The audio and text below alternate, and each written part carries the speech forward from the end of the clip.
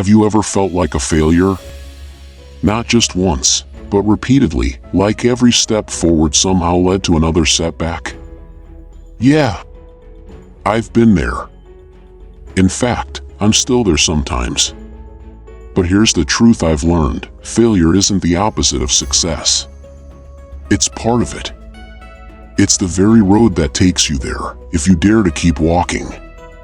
Today, I want to tell you a story, not just mine, but the story of every person who refused to give up after falling flat on their face. Because failure is not your enemy. It's your guide. From a young age, we're taught to avoid failure like the plague. We're rewarded for being right, for doing things perfectly, for fitting the mold. But what we're not taught is how to deal with falling short. No one teaches you how to fail with grace, or strength, or resilience. So, we grow up fearing it. We hear that voice in our heads that says, "What if I try and I'm not good enough? What if I embarrass myself? What if they all see me fall?" And so, we don't try. We play small. We settle. But let me tell you something, the biggest failure isn't falling, it's not trying at all. Let's talk about a few familiar names. Thomas Edison. He didn't invent the light bulb in one try. He found over 10,000 ways that didn't work. J.K. Rowling. Rejected by 12 publishers. 12. That's 12 people saying no, thanks, before the world finally said yes, please. Stephen King threw his first novel in the trash. His wife pulled it out and told him not to give up. Walt Disney was fired for lacking creativity.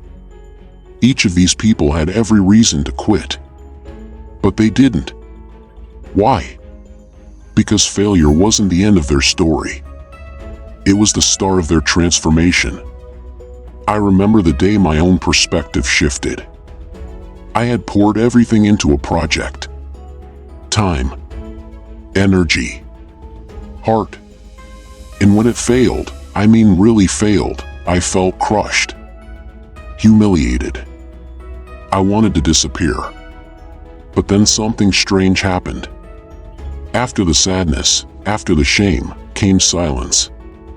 And in that silence, a question echoed. What can I learn from this? It was the first time I didn't blame the world, or myself. I just listened.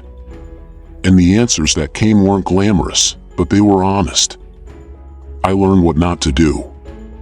I learned how to handle pressure. I learned what mattered more than being perfect, being persistent. Here's the truth, failure feels final, but it's not. It's a moment, not a life sentence.